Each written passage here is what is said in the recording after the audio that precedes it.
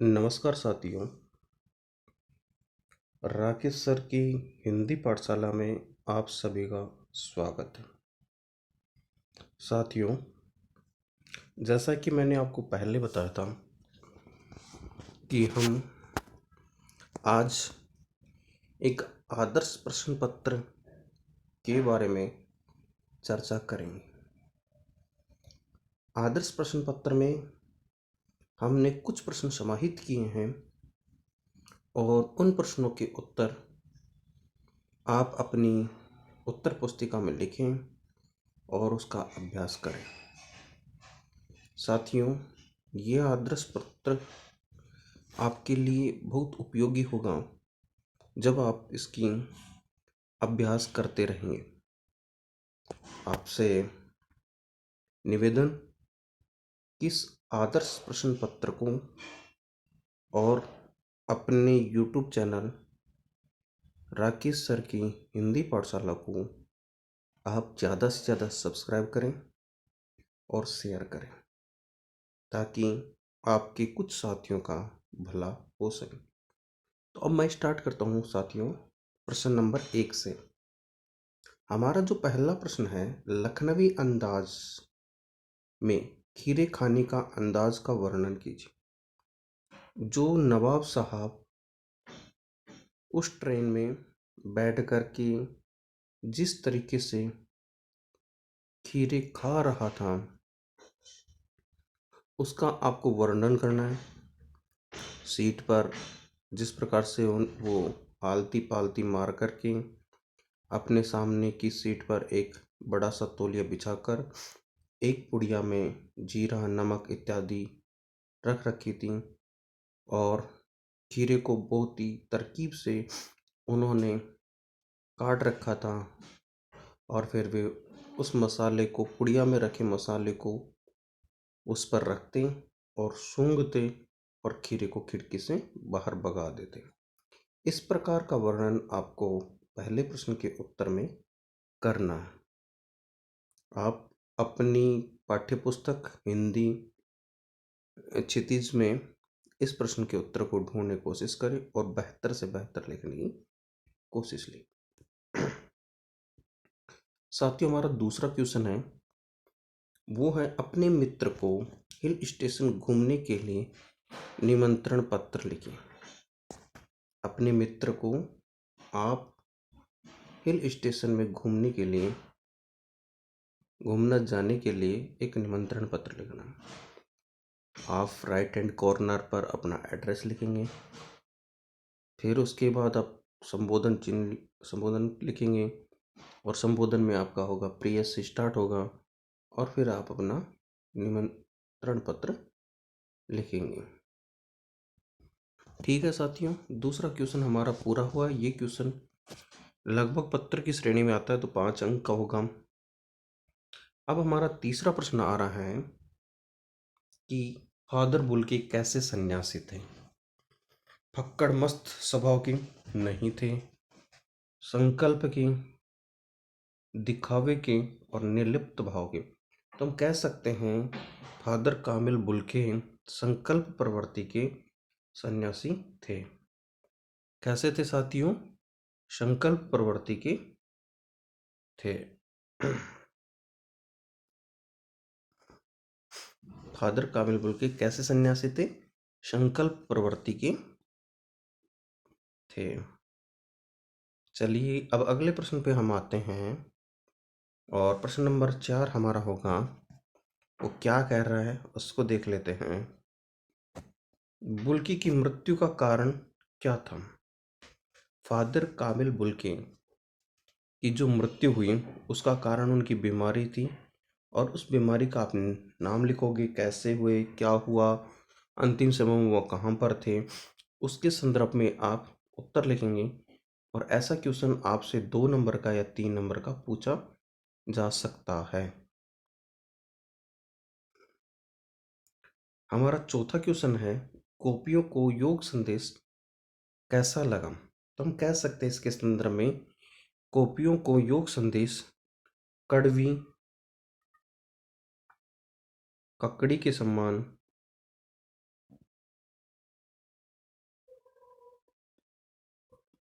की तरह लगा। किसकी तरह लगा? कड़वी ककड़ी की तरह। ठीक है साथियों,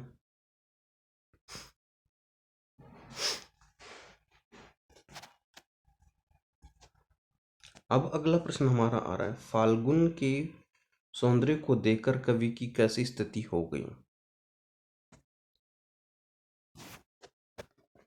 अब जो हमारा है अगला क्वेश्चन 6 नंबर है, उसमें है फाल्गुन के सौंदर्य को देखकर कवि की स्थिति कैसी हो गई, यानी कवि को कैसा लगने लगा, कवि मनमोहक। ये हमारा प्रश्न है उत्साह कविता के अंतर्गत पहले और दूसरे पद्य में, और इसका उत्तर आपको अपनी पुस्तक को पढ़ने के उपरांत ही देना पड़ेगा। ठीक है साथियों, अब आते हैं हम 7वें क्वेश्चन पर। हारिल पक्षी की तुलना किससे की गई? ये पहला ही पाठ है, हमारी हरी हारिल की लकड़ी, कुछ ऐसा ही था। तो हारिल पक्षी की तुलना किसकी से की? तो यहाँ पर इनका उत्तर होगा गोपियों से, क्योंकि हारिल की लकड़ी के समान तो कौन है? हरि हैं, और हारिल पक्षी कौन है? गोपियां हैं। तो हारिल पक्षी की किससे तुलना की गई है? गोपियों की। हारिल पक्षी से किसकी तुलना की गई है? गोपियों की। चलो साथियों, इस प्रकार से हमारे 7 क्वेश्चन पूरे हुए। अभी 7 क्वेश्चन और हैं, चलिए हम आगे और बढ़ते हैं। मैं अभी अगला प्रश्न है, परशुराम के अनुसार लक्ष्मण इनमें से क्या है? कुबुद्धि हाँ, मूर्ख हाँ, कुटिल हाँ, उपयुक्त सभी। तो आप कह सकते हो उपयुक्त सभी, क्योंकि लक्ष्मण ने उनको कुटिल, कुबुद्धि, मूर्ख, अरे सठ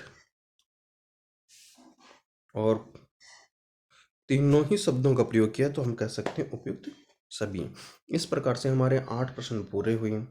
अगला प्रश्न हम फिर बढ़ते हैं 9वें प्रश्न की ओर, और 9वां प्रश्न हमारा इस प्रकार से है। पहले हम आगे बढ़ते हैं, चलिए बढ़े हम आगे की ओर। और 9वां क्वेश्चन है, चश्मे वाले को लोग कैप्टन क्यों कहते थे? क्योंकि उनका नाम ही लोगों ने कैप्टन रख रखा था। वे भारतीय सेना के सेनानी नहीं थे, और एक सामान्य चश्मे वाले की तरह ही चश्मा बेचने वाले थे। लोग उनको कैप्टन के नाम से जानते थे। तो इस प्रकार से हम इसके उत्तर लिख सकते हैं। अगला क्वेश्चन है 10वां, राम वृक्ष वेनपुरी का जन्म कब हुआ? तो राम वृक्ष वेनपुरी ने लिखा है आपका दूसरा पाठ, और दूसरा पाठ है बाल गोविंद भक्त, और इसके लेखक हैं राम वृक्ष वेनपुरी। इनका जन्म है 1899 आपकी पुस्तक के अनुसार। ये याद रखना, आपका उत्तर आपकी पुस्तक के अनुसार होना चाहिए कि आपकी पुस्तक में उसका समय क्या लिख रखा है। बहुत सारी पुस्तकों में 1900, 1901, 1902 भी लिख रखा है, और जो गलत है। इसका वास्तविक उत्तर है 1899। इस प्रकार से हमारे 10 प्रश्न पूरे हुए। अब बढ़ते हम अगले प्रश्न की ओर, जिसका नंबर है 11। 11वें प्रश्न की ओर चलते हैं साथियों। क्या कहता है 11वां प्रश्न?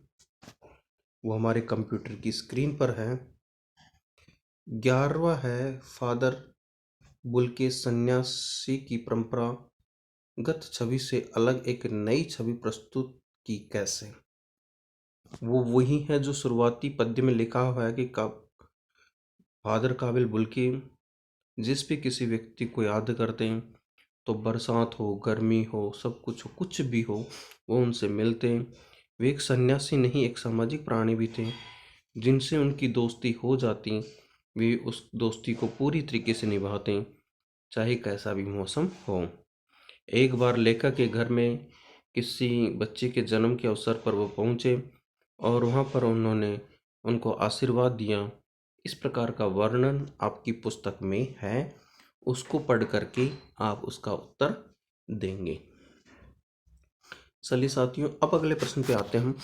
12वां हमारा प्रश्न है, रेडमी फ़ोन का विज्ञापन तैयार करें।